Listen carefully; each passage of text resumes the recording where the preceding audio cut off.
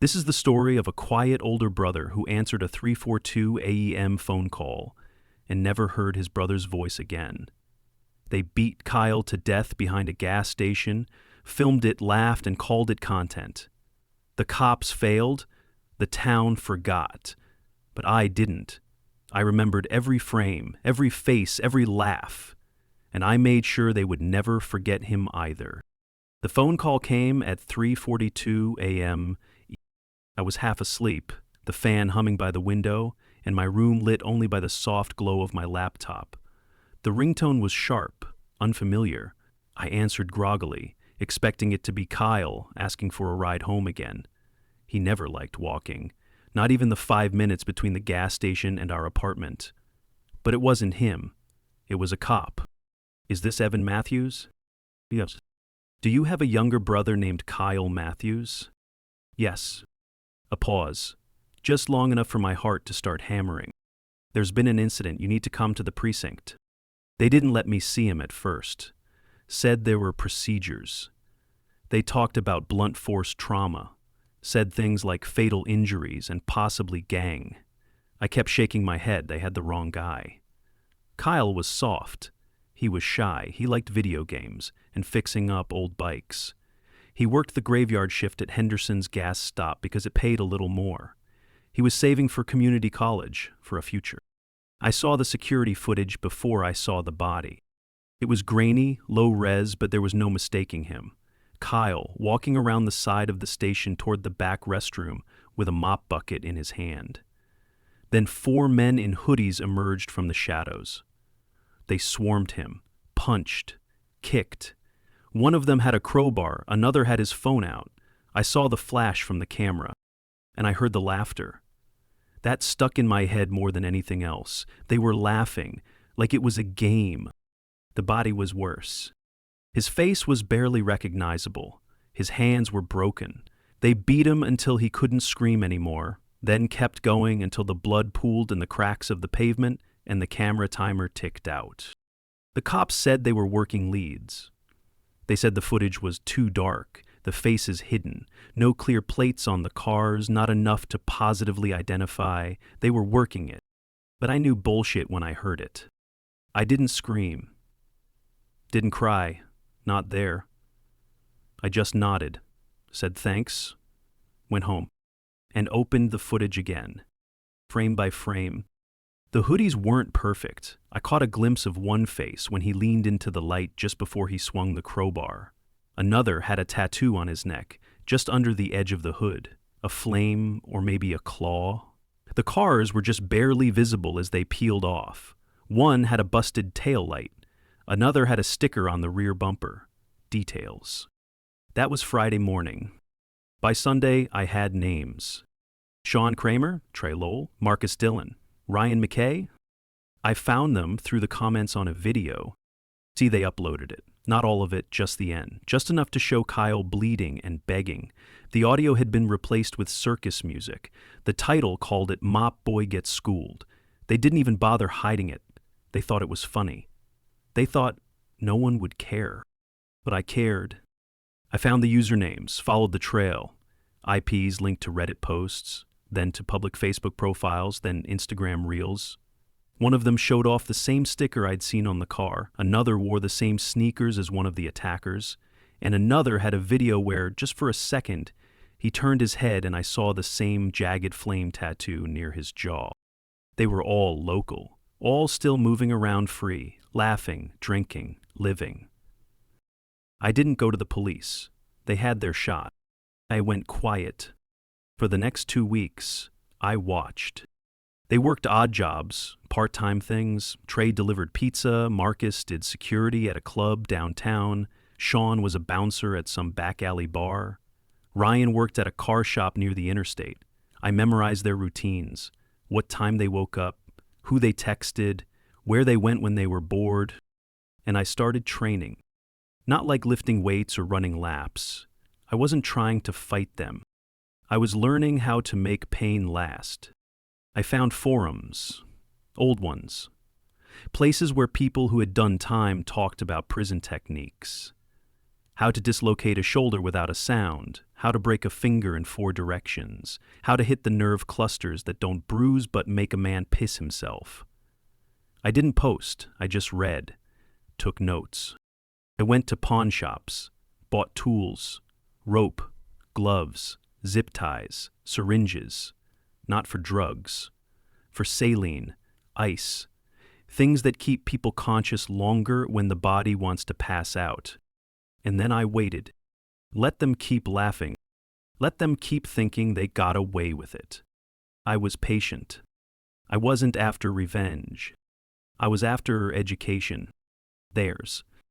The first to disappear was Marcus. He worked Thursday nights at Iron Gate, the trashy nightclub on 5th and Mexican. Wore a black shirt with security printed across the back in flaking white letters. I knew his schedule down to the minute. He took his smoke breaks in the alley between the club and a boarded-up laundromat. 10 minutes, like clockwork. Always with his back to the street, headphones in, half watching TikToks while he smoked. That alley was perfect. The camera on the back door of the club had been broken for months. I tested it. Nobody checked, nobody cared.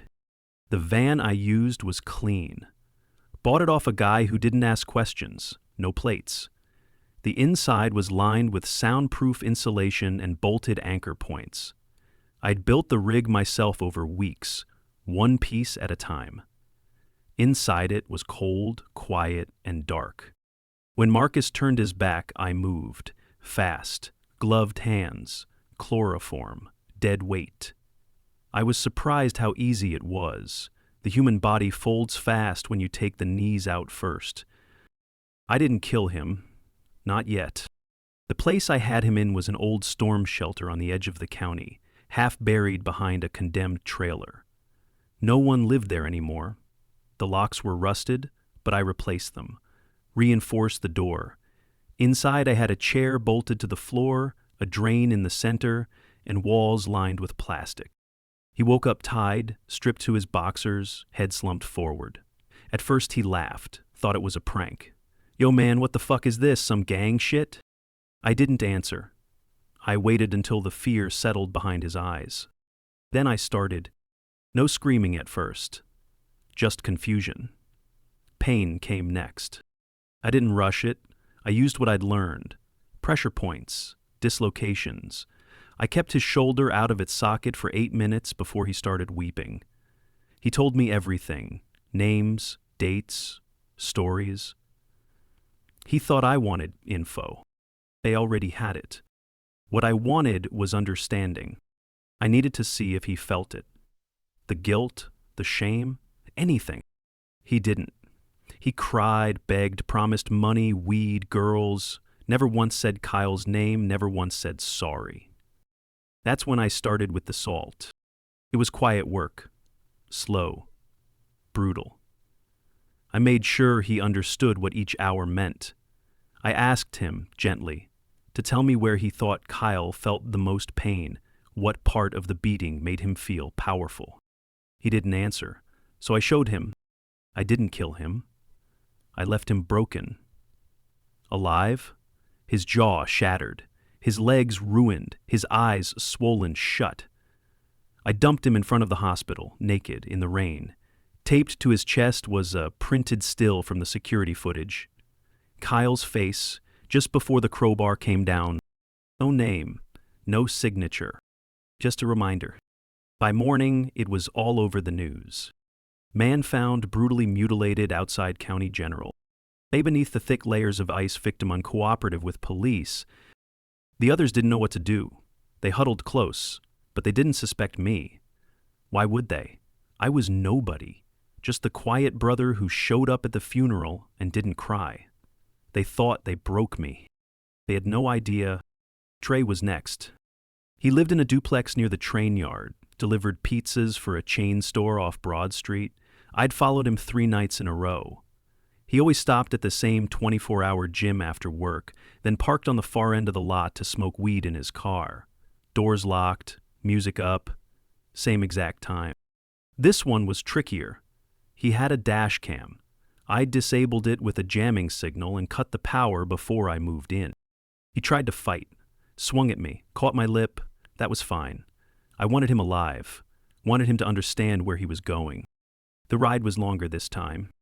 Different shelter. This one with concrete walls and thicker chains. I'd added hooks, surgical lights, a cot for when I needed rest. I was learning more with each visit, how far to go without risking death, how to slow the bleeding, how to make each bruise matter. Trey screamed early. I let him. There was no one to hear. I asked questions. Not about Kyle. About the night. About the laughter. I asked him what was funny. He said it was Sean. Sean's the one who started it. He said, let's teach the mop kid a lesson. Trey just followed. He thought shifting blame would help. It didn't. The way I did it this time was slower. I didn't hit hard. I sliced. Let pain bloom in thin lines, paper cuts in sensitive places, beneath fingernails, along the sides of his neck. Then I used ice, a cold that seared. By the end of day 2, he was begging for death. I didn't give it. I dropped him off at a bus stop in the middle of nowhere, dressed in a hospital gown, bleeding from every joint. They found him hours later, talking to the wind. This time, the news didn't say his name. Too much shame. John and Ryan started to panic. John posted a rant on Instagram, called it some psycho vigilante shit. Said anyone messing with his boys would get handled. Big words, shaky voice. He carried a gun now. Took different routes to work. Slept with the lights on.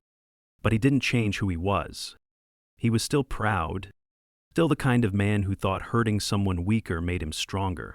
That made him next. I'll stop here. Sean was the loud one. The kind who hit first and thought after. He liked attention, lived on it. His social media was full of flexing and threats, fake designer clothes, guns he didn't know how to clean, and half-empty liquor bottles. But underneath all that noise, he was a coward. I could see it in his eyes in every video after Marcus and Trey were found. His laugh was too forced, his words too loud. He was unraveling. I waited a week, watched him spiral. He tried to reach out to Marcus, got nothing. Tried to call Trey, no answer. Started texting people he hadn't spoken to in years. You could smell the desperation on him, like smoke before fire. That was when I moved. He worked at a trashy bar called Bone House, out on Route 9. Big parking lot, no cameras. He parked his own car in the far corner, away from everyone, so he could sneak smokes and flirt with the waitress who took breaks in the back alley. He thought he was smooth, thought nobody noticed. I noticed everything.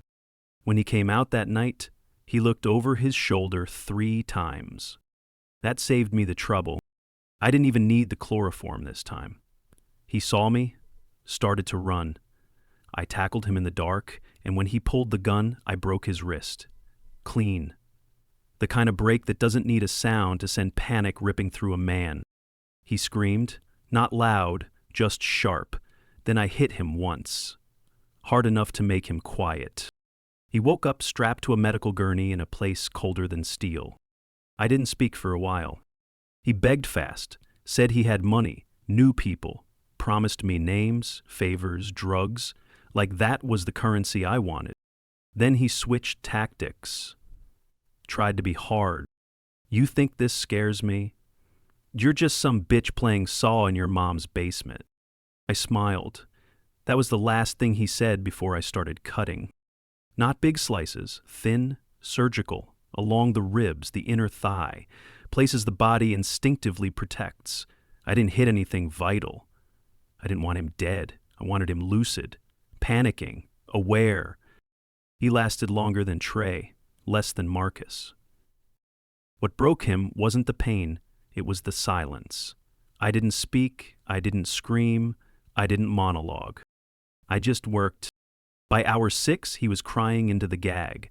By hour 10, he was whispering Kyle's name like it was a prayer. That's when I stopped. I leaned in close. You remember his face now. He nodded so hard I thought his neck would snap. I let him lie there, breathing in short, panicked gasps. Then I pulled a phone out of my coat pocket, one of the old burners I used for tracking. He opened the video, the one he posted, the one with the circus music and my brother dying on the pavement. I let it play. His face changed. Something behind his eyes gave way. He started shaking his head. "I was just filming," he whispered. "You laughed." "I didn't mean that." "You laughed." He didn't speak after that. I left him outside the sheriff's office in a dog crate, his phone taped to his chest, playing the video on a loop. No ID. No name. Just a simple note. "You know who this is." Ryan was the last. He was the one who stayed quiet through it all. No posts, no public appearances. He stopped going to work, stopped answering texts, hid out in his cousin's garage, sleeping on a mattress between stacks of tires. He knew I was coming, but he didn't run. I found him on the 7th day after Sean was dropped. He was sitting on the floor, shotgun across his lap, eyes red from lack of sleep. I walked straight in, no disguise, no mask, just me. He pointed the gun, hands shaking.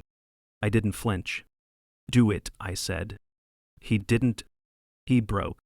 He dropped the gun, started crying, not just scared, guilty. "They said it was just to scare him," he said. "I didn't know they'd go that far." "You watched." I tried to stop it. You kicked him in the ribs." His mouth opened, closed. He had no answer. I didn't take him to the shelter. I didn't need to. I took his phone, made him unlock it, show me everything.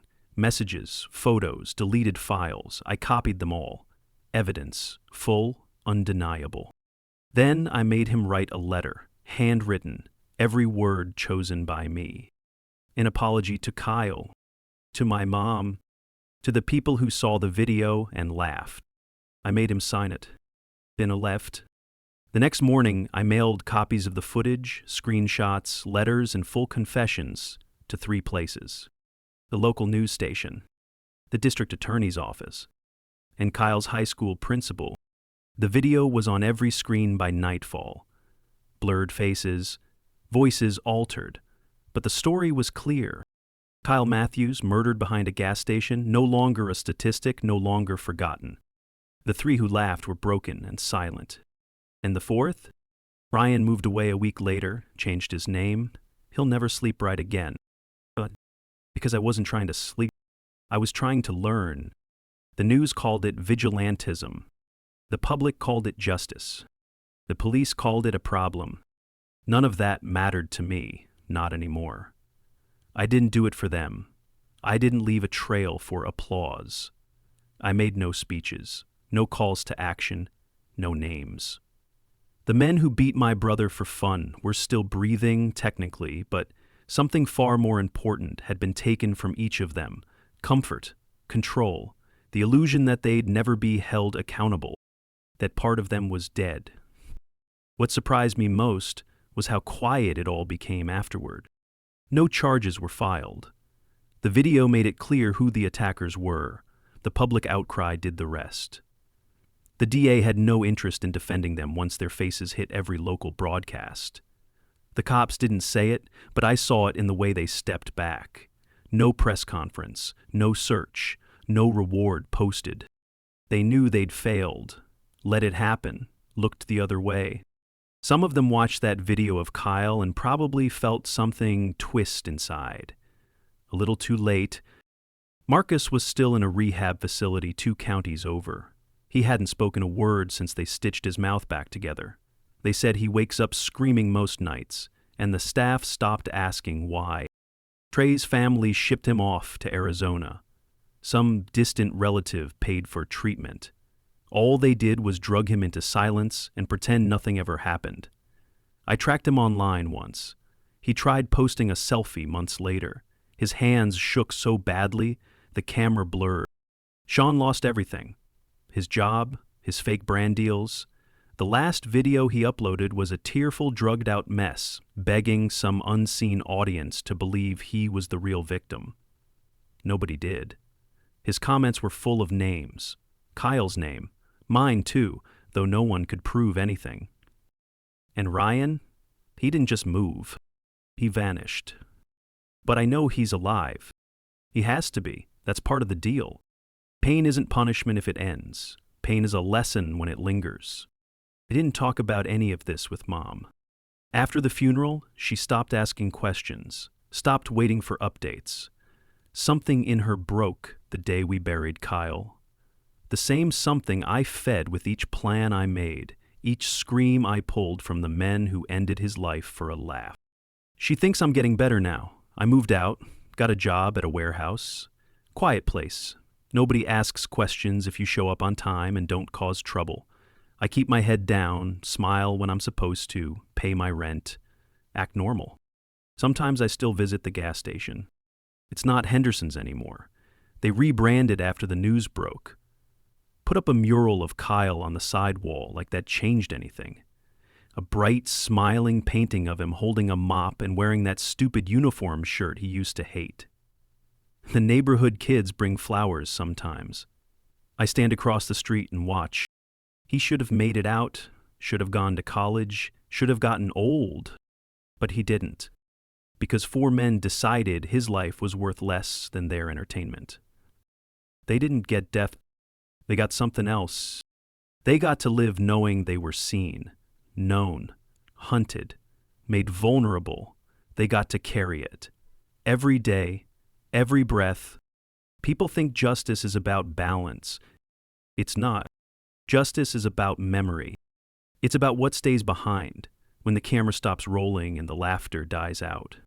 Sometimes I still hear Kyle's voice. Not words, just his tone. That way he used to talk when he was nervous but trying not to show it. I remember him standing in the doorway of my room the night before he died, asking if I had any spare quarters for laundry. I remember his shoes squeaking, the faint smell of gasoline on his hoodie. How proud he was to be saving money. He didn't have enemies. He had dreams. I buried those dreams with him. And in their place I built something sharp, cold, honest. They thought I'd break. They didn't understand. It was never breaking.